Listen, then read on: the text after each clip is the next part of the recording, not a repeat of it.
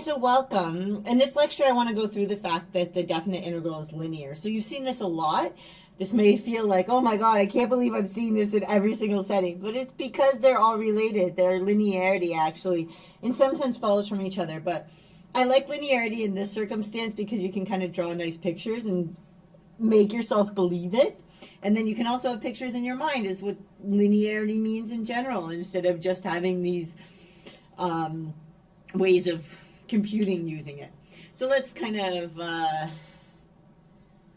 go through this.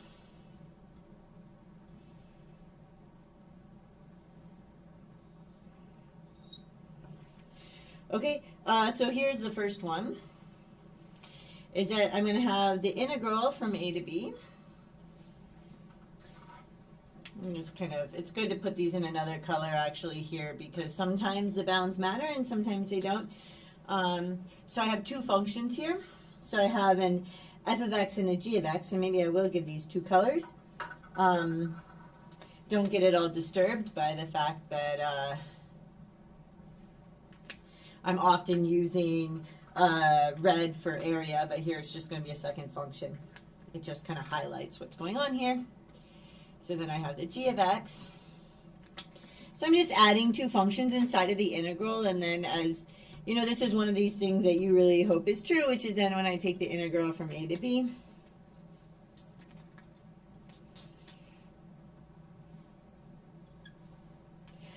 of f of x. So I can actually just kind of break this apart into the integral. So I have my f of x dx, and then my, okay, dx plus the integral from a to b of g of x dx.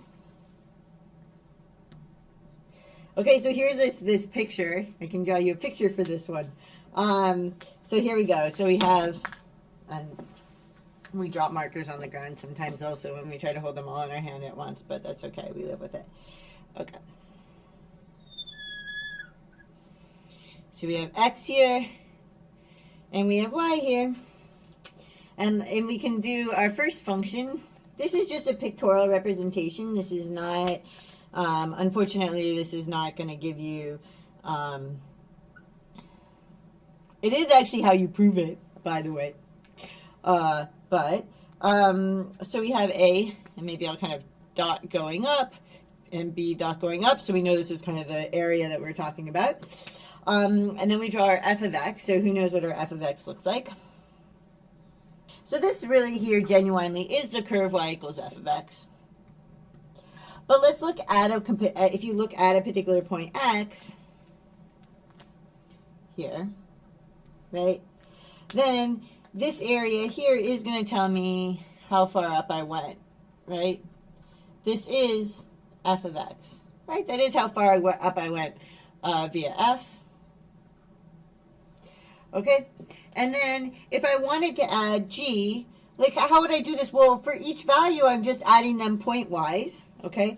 F of x plus g of x really means that at x, to get up to g, I go up whatever g of x is, right?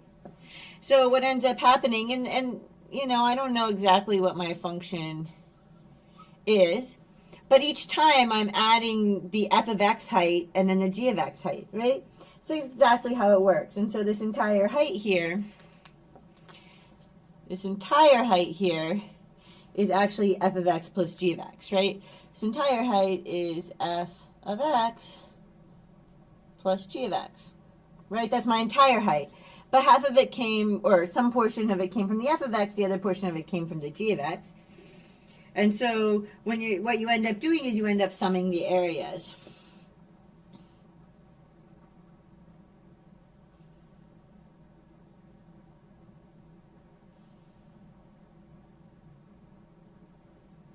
I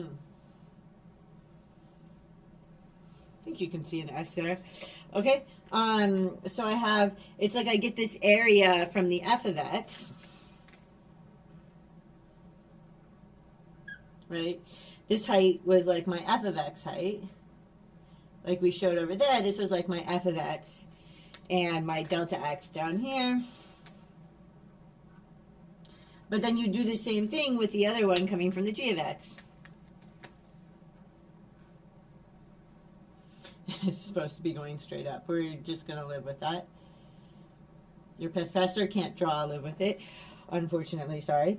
And so this whole thing that you're summing here is actually f of x plus g of x, just kind of like emphasized over there.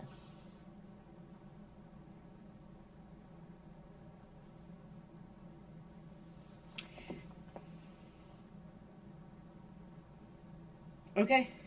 So at each step, because when you add f of x and g of x, you're adding these heights together, that ends up meaning that you, when you're doing your summation, you're actually summing the areas at each time, which means you're summing the integrals. Okay, so now let's look at another one. It's kind of a nice picture that it all kind of flows out like that very nicely. I like it. I feel like it's worth giving you. Okay, and now we're going to go, we're still going from A to B. Now I'm gonna pull out a constant c. Okay, so c is any constant of, that I'm multiplying my function f of x by. And just like we've been able to do in derivatives and everything else, I'm able to pull out the c.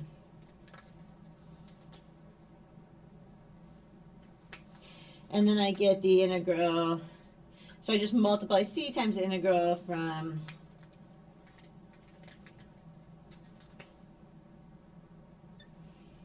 a to b of exactly that function there. So I was just able to pull out the c from the integral. I could do it because it's a constant. Remember, we can't actually do that in general. Okay, where c is any constant.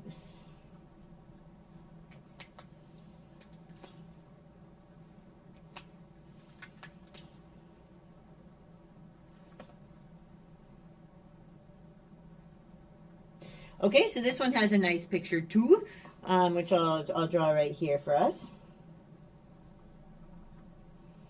The next one doesn't have such a nice picture, so I can use up a little bit of its space. Okay, so again we have x and we have y. And let's say I have my function f of x, and maybe it goes something like this. Then what happens, I have to multiply each of these values by 3. So this gets a little tricky because if I multiply this by 3, 1, 2, 3, that's all the way up here. Whereas multiplying with this by 3 just goes 1, 2, 3. Okay, so it's like, I'm going to do this in red even though the c is, we're just going to live with that. This is actually cf of x. And then 1, 2, 3 tells me I need to go down to about here. And then 1, 2, oh, that's really big. 1, 2, okay, this is just going to explode up. Okay, so if you look at it, so this is like 3f of x. And this is f of x. Right? Well, what ends up happening if you want to look at your rectangles at some place on here, they end up getting like 3 times as big. So let's just put a rectangle, we're going to do a rectangle of height right here. Versus all the way up here. Yeah. It's supposed to be precisely 3 times as big. Clearly my drawing wasn't perfect. I tried. Okay, so kind of what's going on here is the rectangles are 3 times as tall.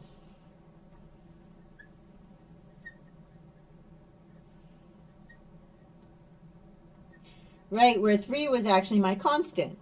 Okay, so that's why it would make sense that my area everywhere gets multiplied by 3 because the area of my rectangles get multiplied by 3. So they're 3 times as tall, so I have 3 times the area.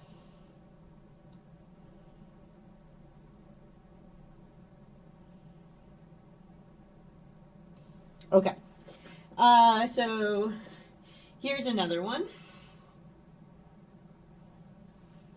So this one, we're going to go, so the integral from a to b. This is a useful one. It's a combination of 2 from before, but it's actually kind of worth writing on its own because it's used enough in life. So we're going to take f of x, and now we're going to subtract off g of x.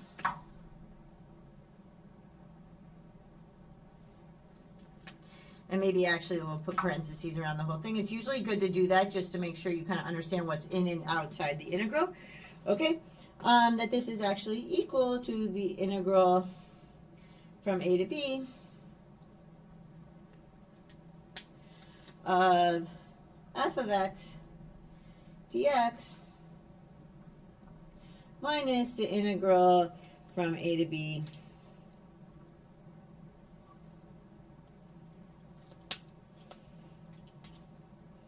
of g of x dx.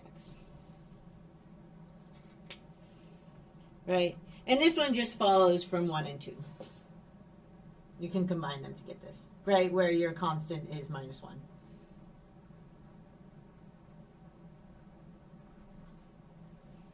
Okay, and here's a final one that is this should feel like, okay, so if I want to take the integral from a to b of c dx, right? So I have any constant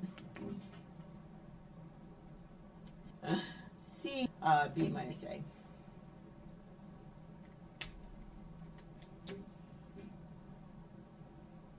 Right? And this picture should look very familiar from very early on in the course where I had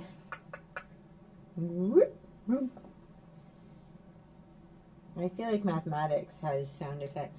Usually sound effects are actually used for a change over time, I've discovered.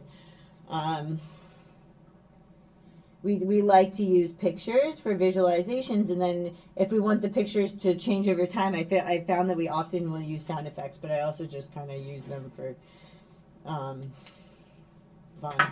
Okay. So this is like y equals c.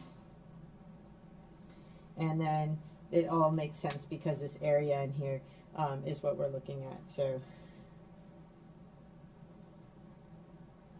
right, this is c times b minus a. Okay. Great. So this is actually where you can, I kind of wanted to go through linearity in this circumstance where you can actually see it in the picture. So there's really nice pictures here to actually kind of see linearity. And then I'm going to give you a few more properties in the next lecture. There's a lot more that we're actually going to want to use, and they're going to help you a lot in computation. Okay? So thank you for sticking with me. And I hope this all kind of makes sense, and it's nice you'll have these nice pictures to maybe organize in your mind what's going on or to understand where it comes from. And I'll see you in the next lecture.